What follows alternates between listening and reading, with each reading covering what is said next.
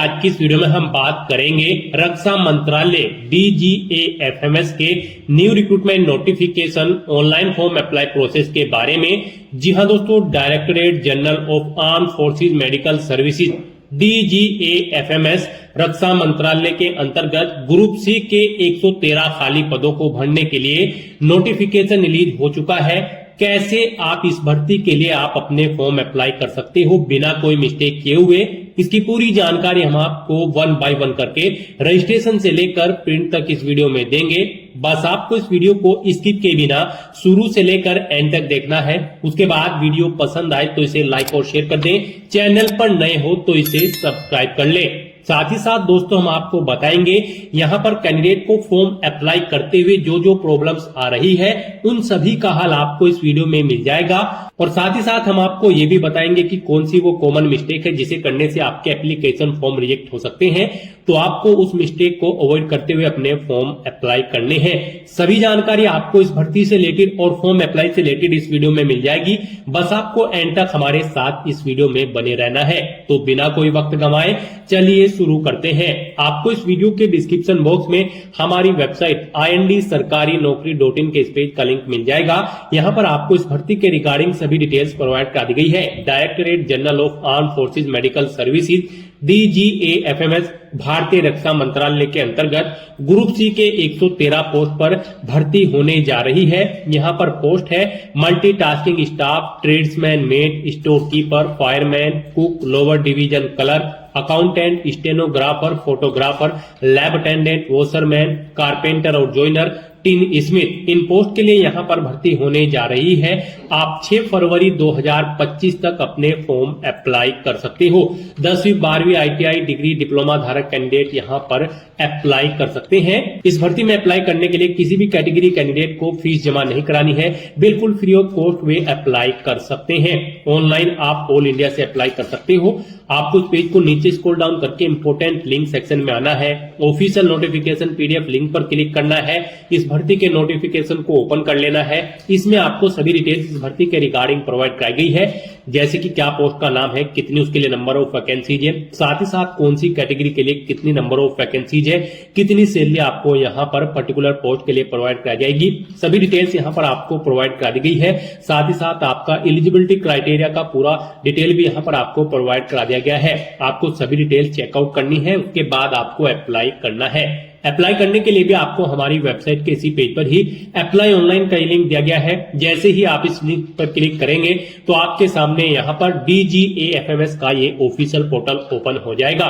Guys, यहाँ पर अगर आपने पहले से रजिस्ट्रेशन कर रखा है इस भर्ती के लिए तो आपको कैंडिडेट लॉगिन के सेक्शन में आना है और रजिस्टर्ड कैंडिडेट इस टैब पर क्लिक कर देना है। उसके बाद आपके सामने कुछ इस तरह से इंटरफेस ओपन होगा। यहाँ पर आपको अपना रेफरेंस नंबर एंटर करना है, अपना पासवर्ड एंटर करना है और लॉगिन की टैब पर क्लिक करके अपने डैशबोर्ड में लॉगिन करके अपना फॉर्म अप्लाई कर देना है। और अगर आप इस भर्ती के लिए फर्स्ट टाइम अप्लाई करने जा रहे हो तो सबसे पहले यहाँ पर आपको अपना रजिस्ट्रेशन करना होगा। उसके लिए आपको यहाँ पर registration for new user for DGAFMS के नीचे न्यू यूजर का लिंक दिया गया है, आपको इस लिंक पर क्लिक करना है। उसके बाद आपके सामने कुछ इस तरह से इंटरफेस ओपन होगा। अप्लाई करने से पहले आपको यहां पर सभी डिटेल्स इस भर्ती के रिगार्डिंग प्रोवाइड कर दी गई है, जैसे कि क्या भर्ती पर अप्लाई करने का शेड्यूल है, क्या आपका एलिजिबिलिटी क्राइटेरिया होना चाहिए, कैसे आप अप्लाई कर सकते हो। सभी जनरल इंस्ट्रक्शंस आपको अप्लाई करने से पहले प्रोवाइड कर दी गई हैं। आपको सभी डिटेल्स वन बाय वन करके चेकआउट करनी है, पेज को नीचे स्क्रॉल डाउन करना है और यहां पर इन सभी डिटेल्स को रीड आउट करने के बाद आपको डिक्लेरेशन के सेक्शन में आकर इस चेकबॉक्स को ओके करना है और फिर आपको कंटिन्यू की इस टैब पर क्लिक कर देना है। उसके बाद आपके सामने यहां पर रजिस्ट्रेशन का फॉर्म ओपन हो जाएगा। यहां पर आपको अपना कंप्लीट नाम एंटर करना है, जो आपकी 10वीं की मार्कशीट में है वही नाम आपको यहां पर एक बार फिर से एंटर करके उसे कंफर्म कर लेना है। उसके बाद यहां पर हिंदी में आपका नाम शो हो जाएगा जो आपकी 10वीं की मार्कशीट में होगा आपके इस नेम के अकॉर्डिंग। नेक्स्ट यहां पर आपसे पूछा गया है कि क्या आपने कभी अपना नाम चेंज किया है 10वीं के बाद, अगर किया है तो इस चेकबॉक्स को ओके करें, फिर यहां पर ओके सिलेक्ट करें और फिर यहां पर चेंज नेम आप एंटर कर दें। और अगर नहीं किया है तो आपको इस चेकबॉक्स को ओके नहीं करना है और उसके बाद यहां पर आपको अपने फादर का नाम एंटर कर देना है। वही नाम आपको एक बार फिर से एंटर करके उसे कंफर्म कर लेना है। हिंदी में आपके फादर का नाम आपको शो हो जाएगा ऑटोमेटिकली। फिर यहाँ पर आपको अपनी मदर का नेम एंटर करना है। उसके बाद आपको अपनी मदर का नेम भी वेरीफाई कर लेना है एक बार फिर से एंटर करके। हिंदी में भी आपका सामने आपकी मदर का नेम शो हो जाएगा। फिर यहाँ पर आपको अपना मैरिटल स्टेटस बताना है, आप मैरिड हो या फिर सिंगल। उसके बाद यहाँ पर आपको अपना जेंडर सिलेक्ट करना है। अपना जेंडर आपको एक बार फिर से सिलेक्ट करके उसे कंफर्म कर लेना है। फिर आपको अपना 10 डिजिट का active and valid mobile number enter करना है। अपनी ईमेल आईडी आपको एंटर करनी है और फिर आपको सेंड ओटीपी ऑप्शन पर क्लिक कर देना है। उसके बाद आपके रजिस्टर्ड मोबाइल नंबर और ईमेल आईडी पर ओटीपी आएंगे, वो ओटीपी आपको वेरीफाई कर लेने हैं। उसके बाद आपको अपना पासवर्ड यहाँ पर क्रिएट करना है। पासवर्ड यहाँ पर आपका अल्फा न्यूमेरिक फॉर्मेट में होना चाहिए। मींस आपके पासवर्ड में कम से कम एक अपर केस कैरेक्टर, एक लोअर केस कैरेक्टर, एक इंटीजर नंबर और एक स्पेशल कैरेक्टर जैसे कि @ या फिर डॉलर होना चाहिए। वही पासवर्ड आपको यहाँ पर कंफर्म पासवर्ड फील्ड में एंटर करके उसे कंफर्म कर लेना है। उसके बाद आपको ये कैप्चा कोड यहाँ पर एंटर करना है। फिर आपको इन चेक बॉक्सेस को ओके करना है और सबमिट बटन पर क्लिक कर देना है। सबमिट बटन पर क्लिक करने के बाद आपके सामने कुछ इस तरह से इंटरफेस ओपन होगा। यहाँ पर आपको एक रेफरेंस नंबर प्रोवाइड कर दिया गया है। ये रेफरेंस नंबर आपकी रजिस्टर्ड ईमेल आईडी और मोबाइल नंबर पर भी सबमिट कर दिया गया होगा।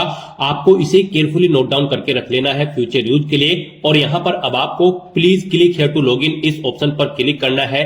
उसके बाद आपके सामने लॉगिन का पोर्टल ओपन होगा। यहाँ पर आपको अपना ये रेफरेंस नंबर एंटर करना है, अपना पासवर्ड आपको एंटर करना है जो आपने क्रिएट किया था और लॉगिन की स्टेप पर क्लिक करके लॉगिन कर लेना है। लॉगिन करने के बाद आपके सामने यहाँ पर इंपोर्टेंट इंस्ट्रक्शंस एक बार फिर से ओपन हो चुके हैं। आपको इन्हें रीड आउट कर लेना है। पेज को नीचे स्क्रॉल डाउन करना है और कंटिन्यू ऑप्शन पर आपको क्लिक कर देना है। उसके बाद आपके सामने यहाँ पर आपका एप्लीकेशन फॉर्म ओपन हो जाएगा। यहाँ पर आपको कुछ चीजें ऑटोमेटिकली फिल मिल गई है जो आपने रजिस्ट्रेशन टाइम पे फिल की थी। अब आपको इस पेज को नीचे स्क्रॉल डाउन करना है और यहाँ पर आपको अपनी नेशनैलिटी सिलेक्ट कर लेनी है। फिर यहाँ पर आपको अपना कोई आईडी कार्ड सिलेक्ट कर लेना है, जैसे कि वोटर आईडी कार्ड या फिर पैन कार्ड या फिर पासपोर्ट। आप यहाँ पर कोई भी अपना वैलिड आईडी कार्ड सिलेक्ट करें, उसका नंबर आप एंटर करें। फिर यहाँ पर आपसे पूछा गया है आपकी बॉडी पर कहीं कोई कट या तिल का निशान है, अगर है तो उस पैलेस का नाम आप एंटर कर दे, नहीं है तो नो मार्क आप यहाँ पर एंटर कर दे। फिर यहाँ पर आपको अपनी कैटेगरी सिलेक्ट कर लेनी है, आप किस कैटेगरी से बिलोंग करते हैं। फिर आपसे पूछा गया है कि क्या आप एक सर्विसमैन हैं, अगर है तो यस ऑप्शन सिलेक्ट करें और फिर आप उसकी डिटेल दें और अगर नहीं है तो आपको नो ऑप्शन सिलेक्ट कर लेना है। उसके बाद यहाँ पर आपसे पूछा गया है कि क्या आप विभागीय कैंडिडेट हैं, केंद्र सरकार के कर्मचारी हैं जिन्होंने कम से कम 3 साल की सेवा पूरी कर ली है। अगर है तो आप यहाँ पर यस ऑप्शन सिलेक्ट करें और फिर उसकी डिटेल दें और अगर नहीं है तो आपको नो ऑप्शन सिलेक्ट कर लेना है। उसके बाद यहाँ पर आपसे पूछा गया है क्या आप निम्नलिखित श्रेणियों में से किसी में 40% या उससे अधिक की बेंचमार्क दिव्यांगता वाले व्यक्ति हैं या कैंडिडेट हैं, यानी कि आप पीडब्ल्यूबीडी कैंडिडेट हैं। अगर है तो यस ऑप्शन सिलेक्ट करें और फिर उसकी डिटेल दें और नहीं है तो आपको नो ऑप्शन सिलेक्ट कर लेना है। उसके बाद आपसे पूछा गया है कि क्या आप यहाँ पर दिव्यांग रक्षा सेवा कर्मी हैं, अगर है तो यस सिलेक्ट करें और उसकी डिटेल दें, नहीं है तो आप नो ऑप्शन सिलेक्ट कर लें। उसके बाद आपसे पूछा गया है आपकी डेट ऑफ बर्थ, यहाँ पर आपको इस कैलेंडर में से अपनी डेट ऑफ बर्थ सिलेक्ट कर लेनी है। उसके बाद आपको सेव एंड कंटिन्यू ऑप्शन पर क्लिक कर देना है। अब यहाँ पर आपको कॉन्टैक्ट डिटेल में अपना परमानेंट एड्रेस एंटर कर देना है। उसके बाद आपको अपना कोरोस्पोंडेंस एड्रेस एंटर करना है और अगर आपका कोरोस्पोंडेंस एड्रेस आपके परमानेंट एड्रेस के अकॉर्डिंग सेम होगा तो आपको इस चेकबॉक्स को ओके कर देना है, is the corresponding address the same as the permanent address. जैसे ही आप इस चेकबॉक्स को क्लिक करेंगे ऑटोमेटिकली आपका कोरोस्पोंडिंग एड्रेस आपके परमानेंट एड्रेस के अकॉर्डिंग फिल हो जाएगा।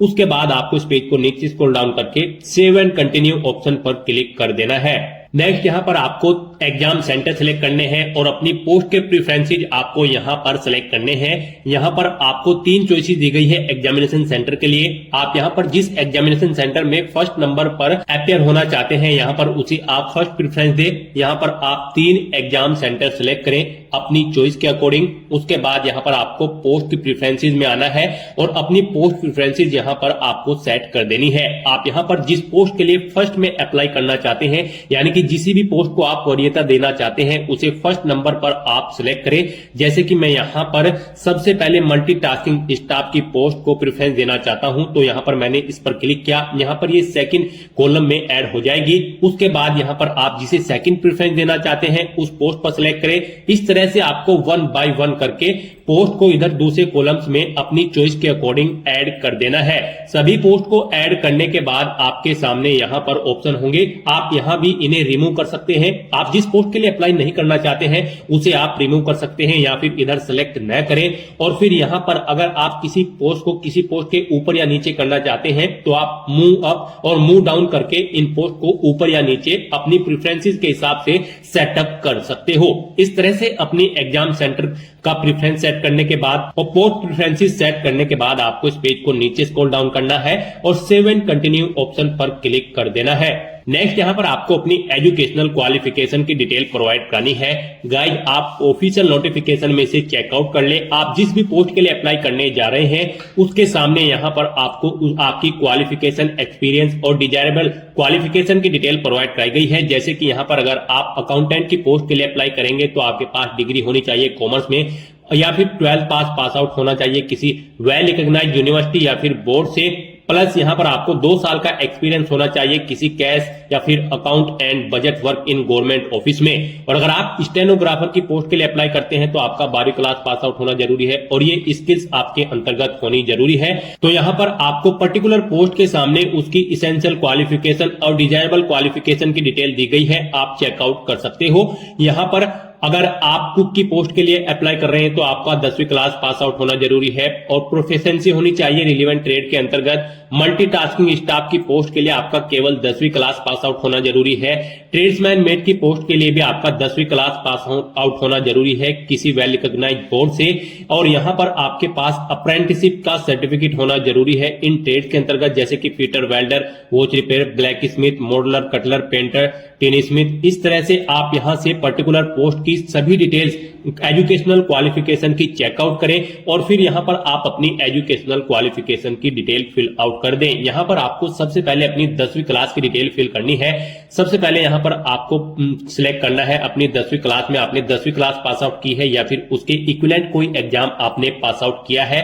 फिर आपको यहां पर बोर्ड का नाम देना है जिस बोर्ड से आपने अपनी 10वीं क्लास पास आउट की है। सब्जेक्ट आपके पास कौन कौन से थे, साइंस स्ट्रीम, आर्ट स्ट्रीम या फिर कॉमर्स, आप यहां पर एंटर करें। उसके बाद यहां पर कब आपने पास आउट किया है वो डेट आप यहां पर सिलेक्ट करें। उसके बाद यहां पर आपने कितने मार्क्स ऑब्टेन किए हैं वो आप एंटर करें। टोटल कितने मार्क्स थे जिसमें से आपने मार्क्स ऑब्टेन किए हैं वो आप एंटर करें। इनके अकॉर्डिंग यहां पर आपकी परसेंटेज कैलकुलेट होकर आपके सामने शो कर दी जाएगी। उसके बाद यहां पर आपको ऐसे ही 12वीं क्लास की डिटेल फिल आउट कर देनी है। फिर आपको यहां पर अपनी ग्रेजुएशन की डिटेल प्रोवाइड करानी है। ग्रेजुएट डिग्री की डिटेल फिल करने की जरूरत केवल उन्हीं कैंडिडेट को है अगर आप किसी पोस्ट के लिए अप्लाई करने जा रहे हो और उस पर अप्लाई करने के लिए आपके पास ग्रेजुएशन की डिग्री होनी जरूरी है, तभी आप यहां पर ग्रेजुएशन की डिटेल दें। नहीं तो आप इस सेक्शन को खाली भी छोड़ सकते हैं। अगर आप ग्रेजुएशन से रिलेटेड पोस्ट के लिए अप्लाई नहीं कर रहे हो तो यहां पर आपको सबसे पहले अपनी यूनिवर्सिटी, कॉलेज या इंस्टीट्यूट का नाम देना है। पासिंग ईयर आपको सिलेक्ट कर लेना है। फिर कितने मार्क्स आपने ऑब्टेन किए हैं वो एंटर करें। टोटल कितने मार्क्स थे जिसमें से आपने मार्क्स ऑब्टेन किए हैं वो एंटर करें। इनके अकॉर्डिंग आपकी परसेंटेज कैलकुलेट होकर आपके सामने शो हो जाएगी। फिर यहां पर आपको अपने डिप्लोमा की डिटेल प्रोवाइड करानी है। अगर आपको किसी पोस्ट पर अप्लाई करने के लिए डिप्लोमा की रिक्वायरमेंट है तो आप डिप्लोमा की डिटेल यहां पर दें। जैसे कि यहां पर आप सबसे पहले इंस्टीट्यूट का नाम दें जिससे आपने अपना डिप्लोमा कंप्लीट किया है। जैसे कि कोई आईटीआई का डिप्लोमा आपने फिटर, वेल्डिंग या जिस भी ट्रेड में किया है उसकी डिटेल आपको यहां पर देनी है। फिर यहां पर आप सब्जेक्ट का नाम एंटर करें जिसमें आपने अपना ये डिप्लोमा कंप्लीट किया है। कब पास आउट किया है वो डेट सिलेक्ट करें। कितने मार्क्स आपने ऑब्टेन किए हैं वो एंटर करें। मैक्सिमम कितने मार्क्स थे जिसमें से आपने मार्क्स ऑब्टेन किए हैं वो एंटर करें। आपकी परसेंटेज इन मार्क्स के अकॉर्डिंग कैलकुलेट होकर आ जाएगी। फिर यहां पर अगर आपने कोई एडिशनल क्वालिफिकेशन कर रखी है, जिस भी पोस्ट के लिए यहां पर आपको एडिशनल क्वालिफिकेशन रिक्वायर्ड है तो उसकी डिटेल यहां पर आपको देनी होगी। फायरमैन की पोस्ट के लिए आपसे पूछा गया क्या आपने राज्य अग्निशमन सेवा या किसी मान्यता प्राप्त संस्थान से अग्निशमन का प्रशिक्षण लिया है, तो यहां पर आपको यस ऑप्शन सिलेक्ट करना है। उसके बाद आपसे यहां पर पूछा गया है क्या आपने निम्नलिखित में से किसी एक ट्रेड में अप्रेंटिसशिप या योग्यता पूरी की है। Tradesman, mate, fitter, welder, watch repair, black smith, moulder, cutler, painter, इनमें से यहाँ पर ये ट्रेड्समैन मेट की पोस्ट के लिए रिक्वायर्ड है, तो यहाँ पर आपको यस ऑप्शन सिलेक्ट करना है। इस तरह से आपको अपनी क्वालिफिकेशन की डिटेल अपनी पोस्ट की रिक्वायरमेंट के हिसाब से फिलअप कर देनी है और फिर आपको सेव एंड नेक्स्ट ऑप्शन पर क्लिक कर देना है। नेक्स्ट यहाँ पर आपको अपने वर्क एक्सपीरियंस की डिटेल प्रोवाइड करानी है। यहाँ पर जिस पोस्ट के लिए एक्सपीरियंस रिक्वायर्ड है तो आपको अपने एक्सपीरियंस की डिटेल प्रोवाइड करानी है। यहाँ पर आपसे पूछा गया है क्या आपको कार्य अनुभव है, एक्सपीरियंस है, अगर है तो आप यस ऑप्शन सिलेक्ट करें, नहीं है तो आप नो ऑप्शन सिलेक्ट करें और फिर सेव एंड कंटिन्यू ऑप्शन पर क्लिक कर दें। और अगर आपको एक्सपीरियंस है तो आप यहाँ पर यस ऑप्शन सिलेक्ट करें, फिर अपने एक्सपीरियंस की डिटेल आप यहाँ पर दें।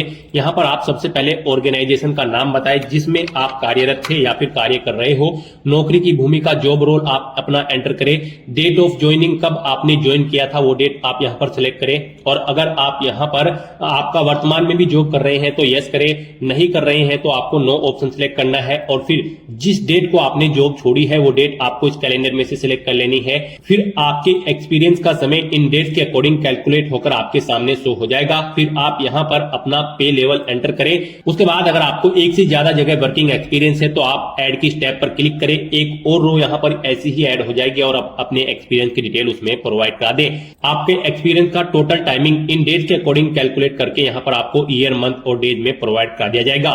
इस तरह से आपको अपने एक्सपीरियंस की डिटेल प्रोवाइड करानी है और फिर आपको सेव एंड कंटिन्यू ऑप्शन पर क्लिक कर देना है। नेक्स्ट यहाँ पर आपको अपना फोटो अपलोड करना है। गाइस यहाँ पर आपका फोटो 20 KB से 1 MB के बीच में होना चाहिए, जेपीजी या फिर जेपीजी फॉर्मेट में। फोटो खिंचवाते समय आपको अपने सर पर कोई कैप या टोपी नहीं लगानी है, चश्मा नहीं लगाना है और चेहरा आपका साफ दिखाई देना चाहिए। धुंधली फोटो यहाँ पर आपकी रिजेक्ट कर दी जाएगी। फोटो का साइज आपका 3.5 सेंटीमीटर विड्थ और 4.5 सेंटीमीटर हाइट होनी चाहिए। यहाँ पर कैंडिडेट आपको इस सेक्शन में केयरफुली अपने डॉक्यूमेंट अपलोड करने हैं, फोटो, सिग्नेचर और डॉक्यूमेंट। अगर आप इस सेक्शन में गलती करेंगे, दी गई गाइडलाइंस के अकॉर्डिंग अगर आप अपने ये डॉक्यूमेंट, फोटो, सिग्नेचर और डॉक्यूमेंट अपलोड नहीं करेंगे तो यहाँ पर आपके आवेदन निरस्त भी किए जा सकते हैं। तो यहाँ पर अब आपको अपना फोटो अपलोड करना है।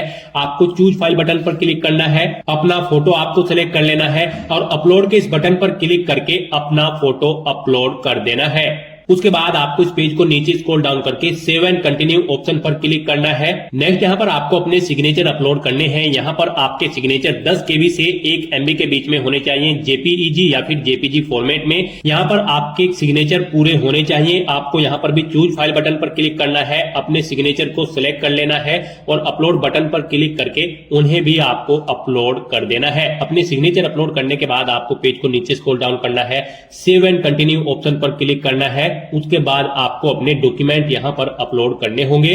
उसके बाद यहां पर आपके सामने कुछ इस तरह से इंटरफेस ओपन होगा। गाइस यहां पर आपको अपना आईडी कार्ड, 10वीं क्लास का सर्टिफिकेट, 12वीं क्लास का सर्टिफिकेट, ग्रेजुएशन का सर्टिफिकेट, डिप्लोमा सर्टिफिकेट, आपकी पोस्ट की रिक्वायरमेंट के हिसाब से यहां पर आपको अपने सर्टिफिकेट अपलोड करने होंगे। एडिशनल डिग्री कोर्स सर्टिफिकेट है तो आप वो भी अपलोड करें, कास्ट सर्टिफिकेट अपलोड करें, वर्क एक्सपीरियंस अगर आपको है तो उसका सर्टिफिकेट भी आप अपलोड करें। यहां पर ये डॉक्यूमेंट की लिस्ट आपकी पोस्ट जो आपने सिलेक्ट की है उसकी रिक्वायरमेंट के हिसाब से यहां पर आपके सर्टिफिकेट आपसे अपलोड करने के लिए मांगे जाएंगे। आपको यहां पर इन्हें अपलोड करना है। इसके लिए भी आपको गाइडलाइन दी गई है। यहां पर आप अपलोड करने से पहले अपने दस्तावेजों की जांच और सत्यापन कर ले। आपकी जो डॉक्यूमेंट की फाइल होगी उनके नाम में कोई स्पेशल कैरेक्टर नहीं होने चाहिए। यहां पर आपकी पीडीएफ फाइल का साइज 20 KB से 1024 KB यानी कि 1 MB के बीच में होना चाहिए और आपकी ये फाइल केवल पीडीएफ फॉर्मेट में होनी चाहिए। तो यहां पर भी आपको अपलोड बटन पर क्लिक करना है, चूज फाइल बटन पर क्लिक करना है, फाइल को सिलेक्ट कर लेना है पीडीएफ फॉर्मेट में और फिर आपको इस चेकबॉक्स को ओके करना है और अपलोड बटन पर क्लिक करके अपने इन सभी डॉक्यूमेंट्स को आपको 1 बाय 1 करके अपलोड कर देना है। इस तरह से अपने सभी डॉक्यूमेंट अपलोड करने के बाद अब आपको सेव एंड कंटिन्यू ऑप्शन पर क्लिक कर देना है। नेक्स्ट आपके सामने कुछ इस तरह से इंटरफेस खुलेगा। आपके एप्लीकेशन फॉर्म का पूरा प्रीव्यू यहां पर आपको शो कर दिया गया है। आपको सभी डिटेल्स 1 बाय 1 करके चेकआउट कर लेनी है। पेज को नीचे स्क्रॉल डाउन करना है। कहीं पर कोई मिस्टेक है तो आप पर्टिकुलर सेक्शन के एडिट के लिंक पर क्लिक करके एडिट कर सकते हैं, नहीं तो आपको इस पेज को नीचे स्क्रॉल डाउन करना है और अपलोडेड डॉक्यूमेंट सेक्शन में आकर अपने डॉक्यूमेंट्स को आपको वेरीफाई कर लेना है। आपको वेरीफाई डॉक्यूमेंट ऑप्शन पर क्लिक करना है, इस चेकबॉक्स को ओके करना है, सेव के बटन पर क्लिक कर देना है और अपने सभी डॉक्यूमेंट्स को आपको 1 बाय 1 करके वेरीफाई कर लेना है। उसके बाद आपको इस पेज को नीचे स्क्रॉल डाउन करना है, डिक्लेरेशन सेक्शन में आना है, इस चेक बॉक्स को ओके करना है और फिर आपको सबमिट एप्लीकेशन इस ऑप्शन पर क्लिक कर देना है। सबमिट एप्लीकेशन बटन पर क्लिक करने के बाद आपके सामने ये पॉपअप शो होगा। अब यहां पर आपको दोबारा से इस चेकबॉक्स को ओके करना है और सबमिट बटन पर क्लिक कर देना है। उसके बाद आपके सामने कुछ इस तरह से इंटरफेस होगा। यहाँ पर आपका एप्लीकेशन फॉर्म सक्सेसफुली सबमिट हो चुका है। आपके सामने कुछ इस तरह से मैसेज शो हो जाएगा। यहाँ पर आपको कुछ समय के लिए वेट करना होगा, प्रोसेसिंग चल रही है। आपको इस टैब को ना तो रिफ्रेश करना है और न ही क्लोज करना है, आपका एप्लीकेशन फॉर्म सबमिट हो जाएगा। उसके बाद आप अपने डैशबोर्ड में जाकर चेकआउट कर सकते हो। आपका एप्लीकेशन फॉर्म का जो स्टेटस है वो सबमिटेड आपको शो कर दिया जाएगा। आप एप्लीकेशन फॉर्म के लिंक पर क्लिक करके अपने एप्लीकेशन फॉर्म का एक हार्ड कॉपी प्रिंट आउट ले सकते हैं, फ्यूचर यूज के लिए, फ्यूचर रेफरेंस के लिए। तो दोस्तों ऐसे आप directorate general of arm forces medical services DGA-FMS रक्षा मंत्रालय की इस भर्ती के लिए अपने फॉर्म अप्लाई कर सकते हो बिना कोई मिस्टेक किए हुए। आज की इस वीडियो में बस इतना ही। आई होप ये वीडियो आपको पसंद आई होगी। अगर पसंद आई हो तो इसे लाइक और शेयर करें, चैनल पर नए हो तो इसे सब्सक्राइब कर लें। Thanks for watching.